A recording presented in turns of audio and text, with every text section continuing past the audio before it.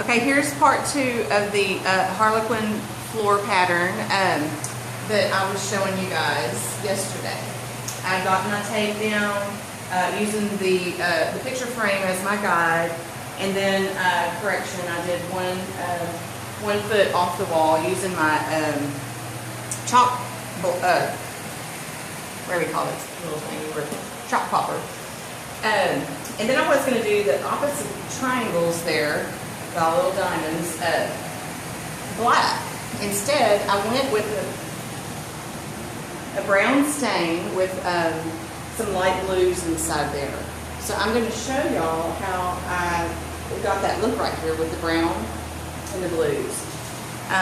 Here are my paints over here, ready to roll. Let me see if I can get a good angle on them. I'm sorry, y'all. It's really hard to do your own filming, I think. Okay. So I basically have 2 blues mixed up, and I took a break to feed my little baby goats, so they're a little dried up right now, probably. So I'm gonna have to sort of wet them again. I made another color right here. This is more of a turquoise. And I kind of got my groove on, and I waited to do another video because I wanted you to see, I wanted to be happy with, the way I was laying everything down. And I found that the more of the blues and stuff I put, and I'm doing it in the straight up and down motion as the direction that the wood grain is going to go. Because I didn't do that, I was kind of just making X patterns and stuff before, and it was obvious that after I did the stain on there that it just didn't look right. And I'll show you the difference. This is the up and down, and I'm gonna walk really quickly over here. This is the one where I was kind of sporadically doing it. You can see that the brush strokes don't look right, so I'm gonna go back over that one and fix it. Not a big deal. See, it can be fixed. Okay, so back to the square that I'm working on. Here we go. This is my little tray of all my colors that I can scoot around and keep everything kind of neatly.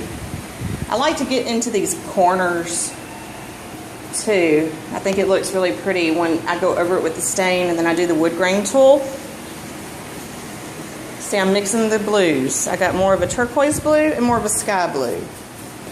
And, the more of a wider patch that you make, I think it also looks better. It doesn't look like you just brushed strokes in there. So I kind of figured that out along the way. And I like leaving some of the raw wood showing because it gives you that wood floor look, and as though it had once been painted and just layers of paint had eventually been peeled away. Put a little here. Okay, so let's roll on the stain. I'm going to have to probably pour me up some more. This is my stain here. And this is a special color that my husband and I had blended for our cabinets at our home. It's called cinnamon. It's a beautiful color. Okay, I like to go ahead and just kind of get the edges, get some of that excess off in the middle first. Okay, and then I'm going to go and get the edges. You want to keep one of these so you can have a little more control of where it goes. So I'm just going to go around the edges.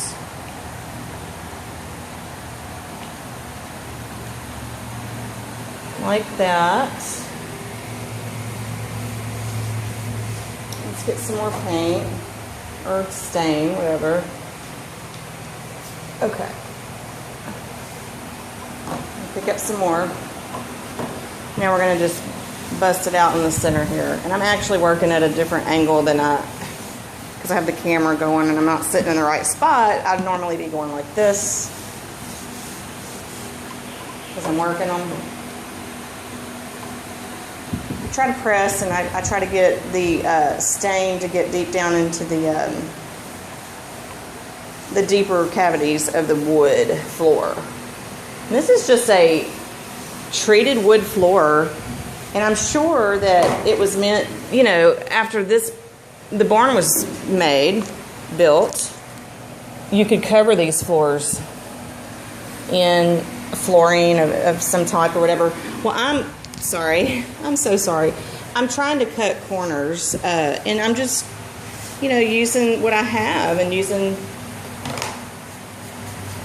the creativities that I have, that I can come up with using what I have, and saving money in that way rather than putting a floor down, because this is going to be my candle factory, as I said, and I'm going to be making soap. I'm going to be painting, I'm sure. So these floors, you know, they're going to get some wear and tear on them. So I really didn't want to spend a whole lot on them. Yes, I'm spending some time doing this, but this is what I like to do, to create. This has been really therapeutic for me the last 3 days.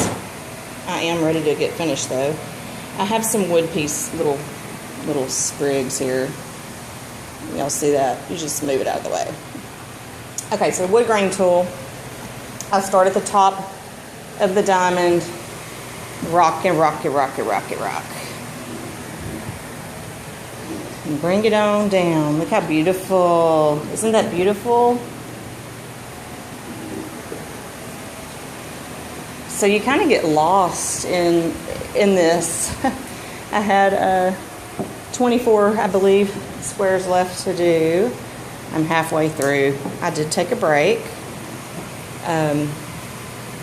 Fed my baby goats and spent some time with my little animals, and now I'm getting back into it, and I was ready to do a little video, and hopefully I've inspired someone to go out there and bust out some paint and some stain and just get after it and have fun.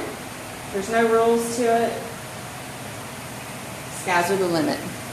Thank you. Be blessed.